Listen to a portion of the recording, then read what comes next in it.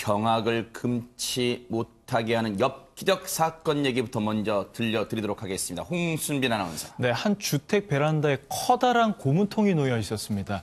이웃 주민들은 아마도 여기에 김치가 들어있나 혹은 물이 담겨져 있나 생각했을 수도 있는데 이 고무통을 열어보니 충격적인 게 들어있었습니다. 아하. 바로 이 고무통인데요. 지금 고무통 보시면 커다란 고무통이에요. 네. 뭐 물을 담을 때 쓰거나 혹은 뭐 김치를 담을 때 쓰는데 네. 지금은 개봉을 했다가 다시 닫은 상태지만 그래요? 옆면에 지금 청테이프 보이시죠? 네. 저 청테이프로 밀봉이 돼 있었던 겁니다. 어허. 출동한 경찰이 지금 과학수사대까지 이제 투입이 됐는데 네. 이렇게 주택으로 출동한 경찰이 이 주택 건물 2층으로 올라가서 네. 저 베란다 한 구석에 놓여 있는 고무통을 발견했는데 어허. 그 고무통을 열어보니까 시멘트가 딱딱하게 굳어 있었습니다. 그 안에 뭐가 들어있을지 궁금해서 그 시멘트를 깨보는데요. 어허. 거기에서 형체를 알아볼 수 없는 뭔가를 발견하는데 네. 확인해 보니까 여성의 주검이었습니다. 허허. 시멘트가 굳어 있었는데 그걸 깨 부쉈답니다. 그런데 거기에 충격적인 게 백골의 시신이, 백골 상태의 시신이 있었답니다. 김복준 의원님. 예, 맞습니다. 이게 그 여성입니다. 여성인데 네. 이제 국과수에서 아마 DNA 대조를 하고 또 신원 파악을 한 것 같습니다. 네. 그랬더니 그 당시에 2015년 당시에 그 21살이었던 여성. 하하. 그 가족들이 2015년 2월경에 실종 신고를 했던, 그러니까 네. 뭐 약 한 4년 전에 실종 신고가 돼 있었던 네. 그런 21살의 여성이었던 거예요. 여성이에요? 네. 실종 신고가 이미 접수됐던, 신고가 이루어졌던 그 여성인데 5년 만에, 4년이 지난 시점에 이렇게 백골 상태로 발견된 안타깝고 끔찍한 사건인데 이 여성 어떠다 이런 변을 당했을까요? 이인철 변호사님. 그 28세 동갑내비 부부가 있는데 이 아내랑 이 피해 여성하고 좀 아는 사이였던 것 같아요. 그래서 이제 함께 지내기도 했습니다. 언니 동생 함께 지냈는데 이 아내가 의심을 하는 거예요. 네. 이 아는 동생이 자신 남편과 혹시 불륜 관계가 아닌가 의심을 해가지고 네. 살해를 하게 됐습니다. 그래서 이 부부가 같이 이 피해 여성, 21세 피해 여성을 살해한 후에 여행용 가방에 그 시신을 담고서 계속 이사를 다닌 거예요. 네. 그러다가 고무통에서 저렇게 이제 발견이 됐는데 네. 그동안 사실 아무도 몰랐는데 우연한 기회에 이 사건이 밝혀지게 됐습니다. 하하. 그러면 이 여성은 이들 부부와 어떻게 알고 지낸 사이였을까요? 손정혜 변호사님. 그러니까 2014년 5월부터 휴대전화 공장에서 같이 일을 했던 직장 동료 관계였다라고 하고요. 이 피해 여성도 굉장히 어린 나이잖아요. 가정 형편이 어려워서 고향을 떠나서 공장에 취업했을 정도라고 하고요. 네. 이 가해 여성도 마찬가지로 굉장히 어린 나이에 결혼을 해서 아이까지 있었는데 아이끼를 부산에 있는 남편에게 맡기고 타지에서 취업한 상태였다고 합니다. 네. 그렇게 서로 직장에서 이제 공장에서 취직하면서 일하면서 한 달 만에 가까워졌다라고 하고요. 그래서 이 피해자가 이 A 씨를 굉장히 따라서 회사를 그만두고 이 A 씨 제안에 따라서 부산으로 가서 함께 살자 제안하니까 선뜻 또 따라 나서기까지 했다라는 걸로 봐서는 네. 그 당시만 하더라도 굉장히 서로 믿고 의지하는 관계였다라고 추정할 수 있습니다. 그렇다면 한때는 돈독했던 이들 사이 대체 언제부터 균열이 가기 시작했을까요? 경찰 얘기 들어보시고 이어가 보도록 하겠습니다. 범행 동기 부분에 대한 수사는 지금 진행 중에 있고 일부 진술을 종합해 보면 피해자와 피의자가 서로 감정적인 다툼이 있었다. 피해자가 얹혀 살게 되면서 감정적인 그 갈등이 많이 생겼던 것 같습니다. 그 피해자와의 어떤 불륜적인 장면을 보고서 굉장히 그 화가 나 있었고, 물론 지금 경찰의 얘기 중에도 충격적인 내용이 있습니다만 어디까지나 이건 지금 김복준 의원님 죽은 자는 말이 없기 때문에 맞습니다. 지금 가해자들의 진술을 토대로 경찰이 얘기한 것 같습니다. 근데 가해자 입장에서는 그 뭐 서로 본인들이 살해한 것을 인정한다고 하더라도 그 살해 동기에 대해서 어느 정도 좀 그 이 피해자의 어떤 그 좋지 않은 점을 부각하면 유리하다고 판단하는 성향이 있잖아요. 예. 그래서 말씀하신 것처럼 피해자는 그 사망한 상태라서 말이 없어요. 네. 그렇지만 이제 가해자를 대상으로 또 이 범행 동기를 따질 수밖에 없는데 네. 이들이 이야기하는 건 그거예요.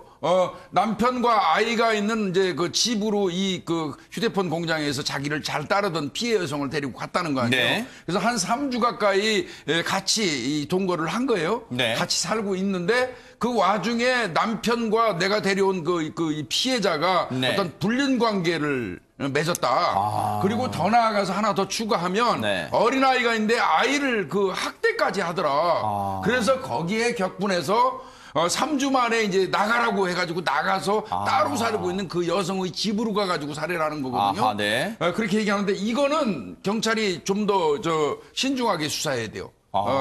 가해자들이 다른 원인이 있을 수도 있어요.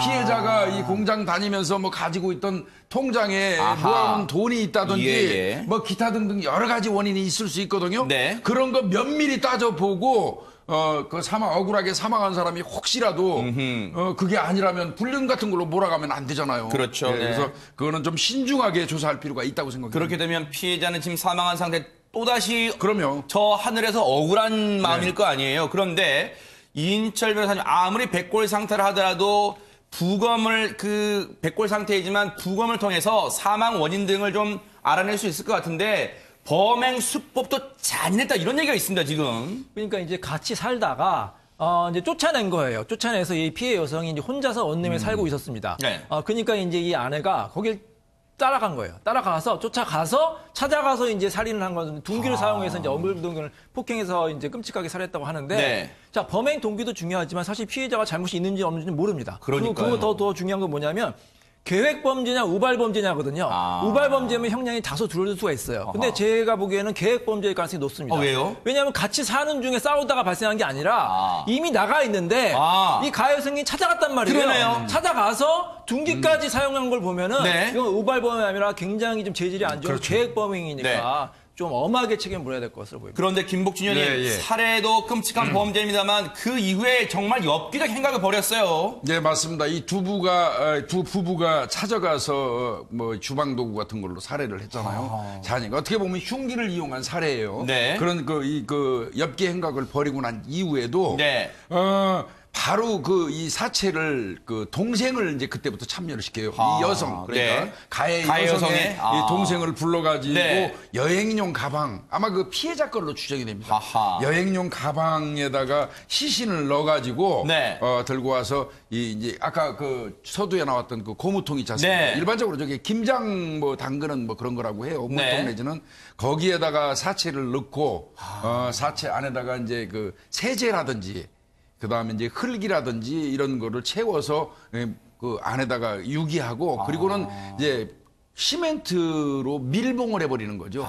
근데 그거는 내가 볼 때는 이제 부패 과정에서 어떤 악취 같은 걸 예방하기 위해서 완벽하게 밀봉을 하는 그런 엽기적인 행각을 벌이는 겁니다.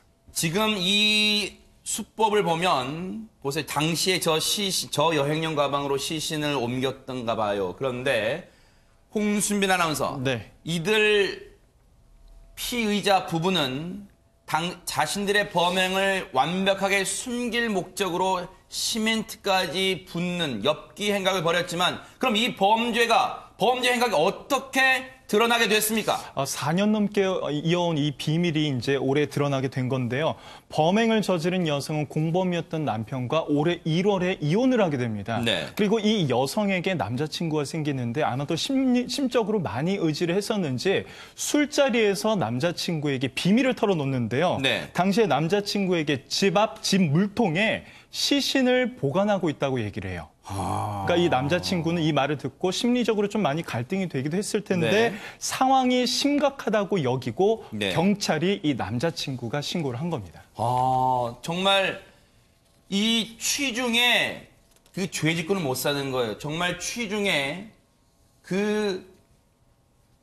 괴로운 마음 그리고 자신도 천벌을 받을 거라는 생각에 털어놨겠죠. 집 물통에 시신을 보관하고 있다. 이 말을 듣고 남자친구가 경찰에 신고했는데 정말로 현장에 가봤더니 그 시멘트 딱딱하게 굳어있는 시멘트를 부쉈더니 거기에 백골 상태의 시신이 있었습니다. 그런데 김복준 의원이 앞서도 네. 얘기했지만 네. 도저히 그 이후로는 이런 범죄를 절대 믿을 수가 없어요. 이거는 어디까지나 가해자들의 네. 주장이니까 뭐 다시 말씀드리지만 경찰이 이거는 아주 주도면밀하게 네. 수사를 해야 될 것 같고요. 아마 이제 우리 이걸 이 방송을 보시는 시청자분들이 궁금한 게 한 두 가지 있을 거라고 네. 저는 생각이 들어요. 사람이 살해를 하는 것 자체도 엄청난 죄인데 네. 본인이 살해한 사람을 자신의 집에다가 갖다 놓고 4년 동안 그 집에 두고 있었다는 게 왜 그랬을까? 그런 의문 안 들겠습니까? 그렇죠. 네. 그러면 본인이 사람 살해한 사람이 거기 있는 것만으로도 두려울 수 있어요. 그러네요. 엄청난 두려움이거든요. 네. 근데 그 두려움을 극복할 정도의 어떤 그 요인이 있는데 그거는 그거예요. 눈앞에 그 본인들이 살해한 사람이 있는 게 차라리 안전하다고 느끼는 심리입니다. 그래서 보관하고 있는 거예요. 네, 그걸 이렇게 생각해 주시면 될 것 같고요. 그 다음에, 사람을 살해한 사실을 아무리 가깝다고 하더라도 사귀는 남자한테 술 먹고 그대로 얘기를 한다? 이것도 일반적이지 않은 행태잖아요. 네. 근데 이건 충분히 있을 수 있는 아하. 일입니다. 제 경험에 의하면 네. 이렇게 사귀는 남자한테 내가 가장 가슴속에 어렵고 힘든 일을 얘기했을 때 이 사람이 받아주고 용인할 수 있는지를 테스트하는 케이스예요. 아하. 그런데 그 남자는 엄청 갈등이 있겠죠. 네. 사귀다. 그러고 이제 경찰에 신고를 네. 한 건데 그런 부분들이 좀 심정적으로 작용한다는 거 아하. 말씀드리고 싶습니다. 정말 김복준 의원님의 예리한 분석처럼요. 이 이 끔찍한 범행을 저질렀던 지금은 이혼 상태였지만 당시에 이 피의자 부부는요. 저 끔찍한 범행을 저지른 후에 1년 뒤에 그곳을 이사를 하게 되는데 정말 김복준 의원님 예리한 분석이십니다. 그 고무통을 같이 싣고 이사를 갔대요. 그만큼 자신들이 저지른 범행을 남들한테는 꼭 꽁꽁 비밀로 숨길 목적이었던 게 분명하게 드러난 대목 같은데 이인철 변호사님, 이 천인공노할 범죄를 저지른 사람들 어떤 처벌을 받을 수 있습니까? 당연히 부부는 이제 살인죄 정범이죠. 공동정범이라고 해서 살인죄뿐만 아니라 사체 유기죄 굉장히 또 재질이 안 좋아요. 계획범죄고 또 네. 사체를 또 어떻게 4년 동안이나 엽기적으로 같이 살 수가 그러니까요. 있으니까 정말 너무 안 좋기 때문에 이제 뭐 법정형으로는 사형 무기징역 5년 이상의 징역형에 처해질 수가 있습니다. 네. 중형이 예상이 되고요. 네. 저는 이 부부가 이혼했다는 점에 좀 강점을 두고 싶어요. 강점을. 이혼을 했기 때문에 이 범행이 발각이 된 거고 만약에 이혼이 안 되고 둘이 사이좋게 잘 살았으면 아마 끝까지 묻었을 겁니다. 아하. 저도 이제 이혼 전문비는 상담 많이 하잖아요. 네. 이혼 상대방의 치부를 누구보다 제일 잘하는 게 부부잖아요. 그러네요. 별의별 치부 심지어는 범죄 정말 끔찍한 그런 것까지 다 고백을 하거든요. 이혼할 때는. 네. 그래서 이혼을 해서 네. 발각이 됐고 네. 어떻게 보면은 좀 다행이죠. 이렇게 범행의 그러니까요. 발각이 돼서 좀 엄하게 처벌해야 될 것으로. 네.